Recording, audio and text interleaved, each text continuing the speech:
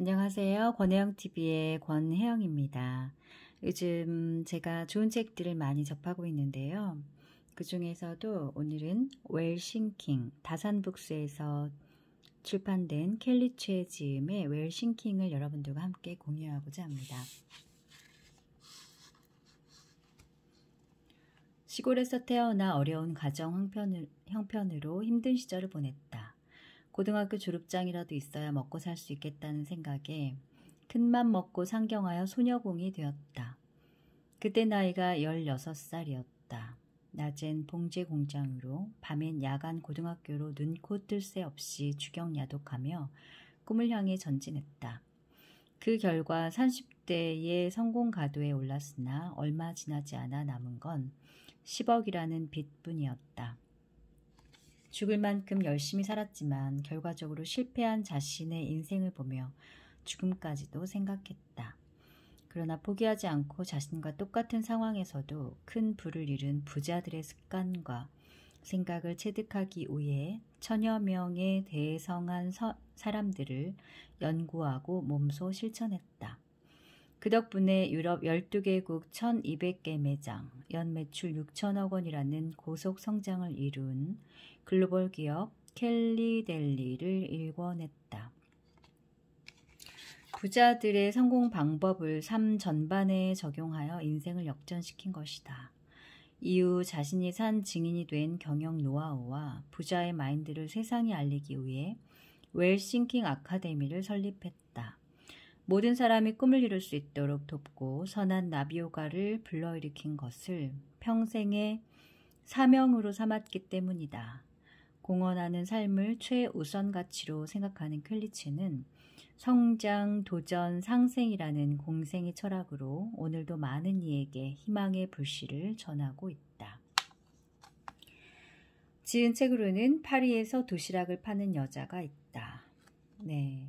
그리고 이 저자 소개 가장 아래에 보면 이 책의 저자 수익금은 더 많은 사람이 꿈과 희망을 찾도록 돕는 일에 전액 기부됩니다. 라는 내용이 인상적이었습니다. 공부도 못했고 난독증에 시달렸고 정말 너무나 열악한 환경에서 시골에서 태어나서 어려운 가정 형편으로 힘든 시절을 보냈지만 정말 자신이 포기하지 않고 꿈을 이룬 감동적인 책이었는데요. 제가 읽은 것 중에서 좀 이렇게 밑줄이 그어진 것이나 별표 친 부분들을 여러분들과 함께 공유하고자 하는데요. 나는 웰싱킹으로 공헌하겠다는 그녀의 새로운 도전이 비상하길 바란다. 무엇보다 그녀가 죽음을 생각할 정도로 어려웠던 시절에 그녀를 다시 일으켜 세운 이 도구가 한국 독자들에게도 큰 위로이길 소망한다. 그런 의미에서 부자가 되고 싶다면 부자의 생각을 체득하라고 조언하고 싶다. 결국 그 분야에서 제대로 성공한 사람만이 의미 있는 메시지를 줄 수 있기 때문이다. 진정 부자가 되고 싶은가? 그럼 이제 켈리가 깨닫고 실천한 대로 따라하라. 이 책에 담긴 그녀의 메시지가 당신이 그토록 원하던 부의 세계로 인도할 것이다. 네, 전 유럽 맥도날드 CEO, 현 프렌치 푸드 캐피털 공동 창업자인 드니 하네칸이 이렇게 추천사를 써주셨네요. 그 이외에도 부자들이 부를 이루기 위해 가장 먼저 시도했던 것은 생각의 전환이었다. 성공적으로 자신의 뜻을 이룬 부자들은 이론에 집착하지 않는다. 판단과 결정을 바르게 하고 곧바로 행동할 뿐이다. 그런 의미에서 이 책 웰싱킹은 경제적인 고통에서 벗어나고 싶은 사람들에게 큰 희망이 되리라 믿는다. 네. 줄리가 이렇게 또 추천사를 써주셨습니다. 네. 나는 지방의 가난한 농가에서 태어나 흙수저 중에 흙수저였다. 부모님은 매일 눈코 틀 새 없이 일하며 우리 6남매를 힘겹게 키워야만 했다. 내가 보고 배운 것은 소처럼 일하고도 다음 끼니와 육성애비를 걱정해야 하는 농부의 삶뿐이었다. 고등학교에도 갈 수 없어 소녀공으로 낮에는 공장에서 일하고 밤에는 야간 고등학교에서 공부하며 힘겨운 시절을 보냈다. 게다가 난독증이 심해 제대로 읽지 못한 탓에 성적은 늘 밑바닥을 맴돌았다. 성인이 되어 어쩌다 시작하게 된 사업으로 10억 원의 빚만 떠안게 되었다. 그때 내 나이가 30대 후반이었다. 예전의 나를 버리고 새로운 사람으로 재탄생하기 위해 뼈아프지만 내 실력이 부족했다는 사실을 정직하게 인정했다. 나와 비슷한 배경과 실패를 딛고 성공한 1000명의 부자를 공부하기 시작했다. 그 결과 5년 만에 내가 목표했던 모든 것을 이루게 되었다. 10억 원의 빚을 안고 파리의 생강에 몸을 던져버리겠다던 실패자에서 6,000개의 일자리를 창출하고 12개국 30개가 넘는 비즈니스와 계열사를 거느린 글로벌 기업 회장으로 다시 태어난 것이다. 부의 생각 웰싱킹이다. 믿음에서 그치지 않고 몸소 실천한 결과 5년 만에 내가 100년을 일해도 못 이룰 거대한 부를 갖게 되었다. 대부분 부자가 되길 원하지만 아무나 부자가 될 수 없는 이유는 부자들의 도구를 모르기 때문이다. 바다에 나가고자 하는 사람이 주야장천 자동차 운전 연습만 한다고 바다에 나갈 수 있겠는가?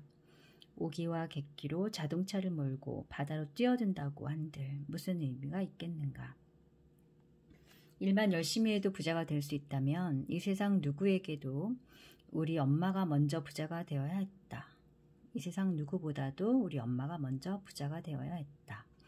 부자가 되려면 부자가 되는 법을 공부해야 하고 돈을 벌려면 돈 버는 법을 공부해야 한다. 풍요의 생각, 결핍의 생각. 풍요의 생각을 이야기하는 책. 풍요의 생각은 결핍의 생각과 반대되는 개념이다. 결핍의 생각은 과거에 잡혀 있다. 풍요의 생각은 현재와 미래로 향한다. 부자들은 이 세 가지 벽을 부순 멘탈의 소유자들이다. 당신도 내가 그랬던 것처럼 이 세 가지 벽을 부수고 당신의 인생을 풍요롭게 만들어야 한다.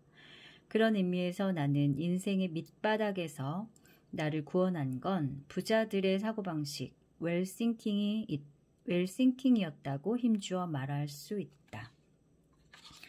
나는 부자들의 사고방식, 습관, 돈에 대한 태도, 돈을 버는 법칙 등등 내 인생의 지축을 흔들어 놓았던 부자들의 생각의 뿌리를 몸으로 체득했다.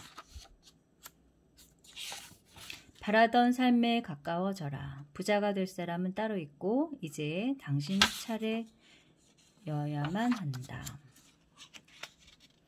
제1부 인생의 밑바닥에서 싹튼 부의 씨앗, 부를 창조하는 생각의 뿌리 웰싱킹.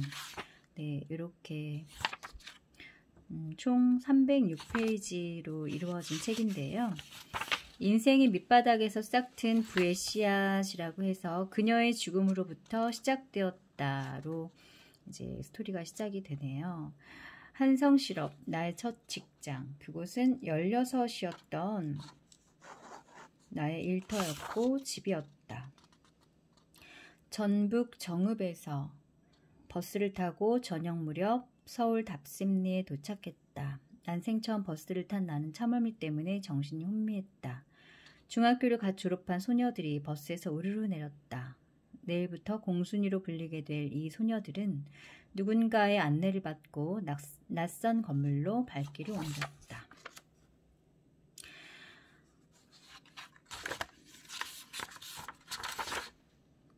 한층 전체가 기숙사였던 건물에는 좁은 복도를 사이에 두고 10개의 방이 있었다. 각자 거처할 방을 찾아 이리저리 살피던 소녀들의 눈길에는 불안과 기대가 뒤섞였다.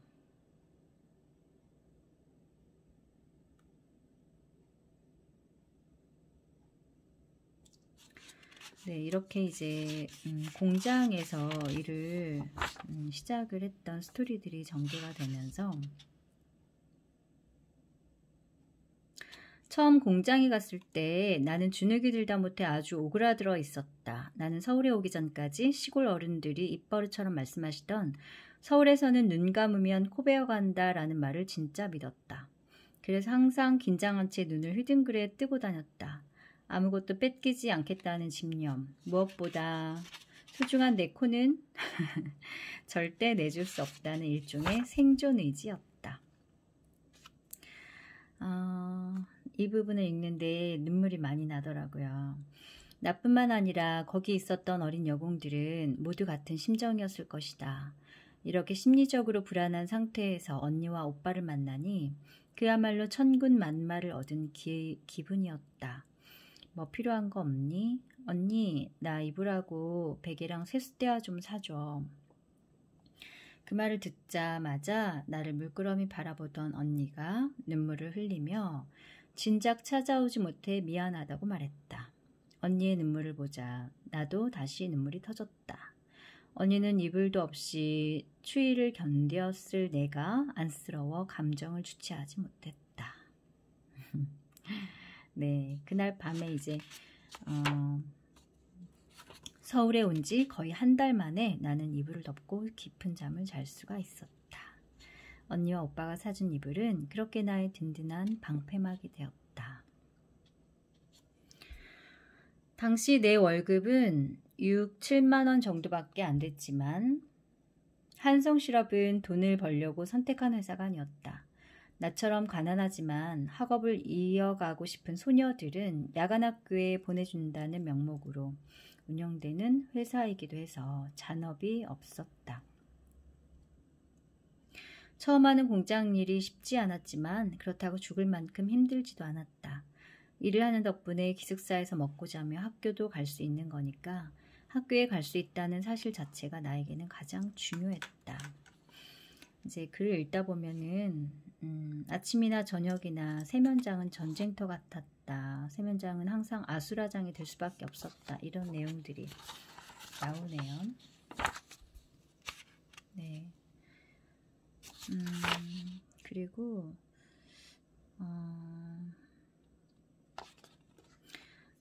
친했던 친구 영숙이에 대한 이야기가 나오는데요. 영숙이는 눈처럼 하얀 백석이 빵을 좋아했다. 그날은 일이 좀 늦게 끝났거나 씻는데 줄이 길어서 저녁을 먹지 못한 상태 모양이었다. 그래도 밥을 먹는 것보다 학교에 가는 걸 좋아했던 친구였다. 그곳에 모인 우리들은 공부를 잘하는 친구든 그렇지 않은 친구든 학교 가는 것을 진정으로 사랑했다. 스물얼떡이며 버스에 올라탄 영숙이는 앞자리에 앉아있던 내게 눈인사를 하고는 뒤쪽으로 얼른 걸음을 옮겼다. 그날 어린 여공 영숙이는 버스 안에서 내리지 못했다. 버스가 학교에 도착했을 때 그녀는 이미 죽어 있었다. 백설기 빵을 급히 먹다 그만 빵 덩어리가 기도를 막은 게 이유였다. 네, 이렇게 친구의 죽음을 보고 버스 안에서 밀어넣은 백설기 빵이 그런 친구의 목숨을 앗아갔다. 하고 싶었던 게 많았던 그 소녀는 얼마나 살고 싶었을까. 자기가 죽어간다는 걸 알았을 때 얼마나 억울했을까. 그날 학교는 온통 울음바다였다.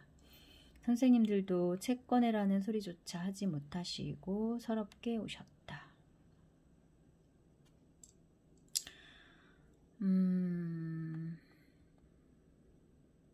깨우실 때도 어린 학생들이 예민한 시기에 상처를 받을까봐 조용히 세수하고 오라고 귀뜸해 주셨다. 이제 조는 학생들이 많았다는 얘기를 하면서 이런 스토리들이 나오네요.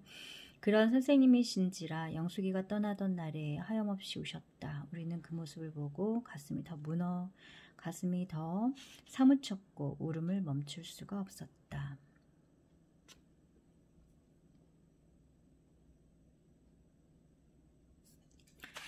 네, 이렇게 시작이 되고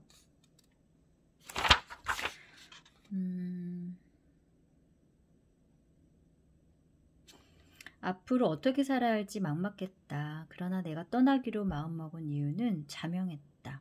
나는 이렇게 살려고 태어난 사람이 아니었다. 아쉬움만 남기고 일찍 떠난 내 친구 영숙이에게 더 좋은 세상을 보여주고 싶었다. 공장을 떠나는 날 나는 영숙이를 가슴에 묻고 그녀의 목까지 열심히 살겠다고 다짐했다.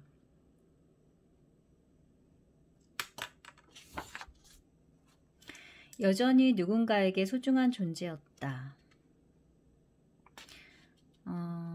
이제 아버지는 양쪽 다리가 팔처럼 가는 데다 사고를 당해 한쪽 손이 펴지지 않았다.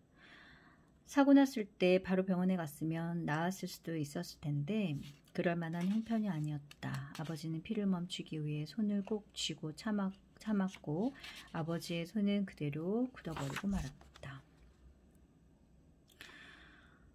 시골 생활은 다 거기서 거기라 하는 가난을 의식하지 못했고 나는 가난을 의식하지 못했고 불행하다는 생각도 해본 적이 없다. 그저 산으로 들로 쏘다니며 노느라 정신이 없었다.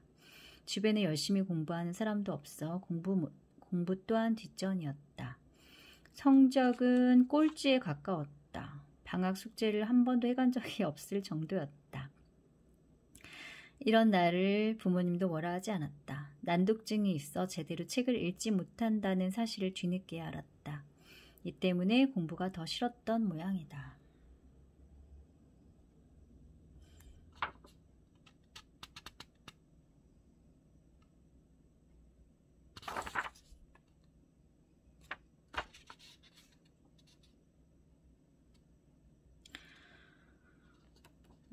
나는 말이다. 계란을 한 소쿠리 삶아 놓고 복숭아 그 달달한 물 줄줄 흐르는 복숭아를 한 소쿠리 갖다 놓고 실컷 먹어보는 게 소원이다. 알았어. 엄마, 한 소쿠리가 뭐야. 평생 질리도록 먹게 해줄게. 엄마는 이번에도 말없이 고개를 끄덕이기만 했다. 그날 밤 엄마와 나는 손을 꼭 잡은 채 잠들었다. 다음날 나는 옷 보따리 하나만 끌어안은 채 집을 나섰다. 공장을 그만두고 패션을 제대로 배우기 위해 거의 무일푼으로 일본에 간 나는 아르바이트를 하며 대학교를 다녔다. 어차피 내가 어디에 살든 돈이 없기는 마찬가지였기 때문에 무작정 패션의 나라 프랑스로 또 향했다는 내용이 나오는데요. 이제 일본에서 대학교를 졸업한 후에 이제 프랑스로 공부를 하러 또 떠났고 프랑스어는 한마디도 못하는 채로 찾아간 파리에서 악착같이 공부하고 일했다. 돈을 벌어야 나의 행복을 보장받을 수 있다고 굳게 믿었다. 하늘이 이런 내 간절한 마음을 알았던 걸까? 어려운 순간도 많았지만 하는 일마다 물 흐르듯 술술 풀렸고 그렇게 노력한 나는 30대 중반이 되어 친구의 제안으로 전시 사업을 할 수 있었다. 전시 사업은 파리 본사에서 한국 지사까지 확장되며 꾸준히 성장했다. 확신이 있었기에 많은 빚까지 지며 투자했다. 성공을 꿈꾸며 열심히 일했지만 그 기쁨도 잠시 손에 쥐었던 모든 게 모래처럼 산산이 흩어졌다. 죽도록 열심히 살면서 쌓은 공든 탑이 무너진 느낌이었다. 그렇다. 내 사업은 그렇게 망했다. 모든 걸 잃었던 그날 나는 샌강 위에 서 있었다. 장밋빛 미래를 꿈꾸던 시절에도 승승장구하던 시절에도 그리고 모든 것을 잃었을 뿐만 아니라 10억 원이라는 빚만 남은 그날에도 샌강은 여느 때처럼 아름답게 흐르고 있었다. 너무 큰 상실감과 허탈감에 눈물도 나오지 않았다. 검은 강물이 어서 들어오라고 나를 부르는 듯했다. 금내야 이제 그만 됐어. 괜찮아. 너는 최선을 다했어. 할 만큼 했고 내 몫까지 열심히 살았어.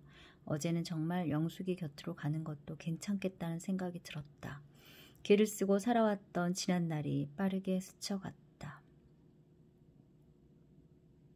기다리는 이 없는 쓸쓸한 집, 찾아오는 이 없는 외로운 집, 꼭 내 인생 같았다. 현관문을 열고 들어서자 거울이 보였다.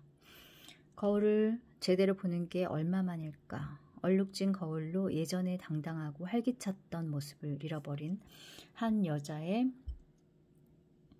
초라한 여자의 형색이 보였다. 사업 실패 후 10kg나 늘어난 내 몸이 정말 보기 싫었다.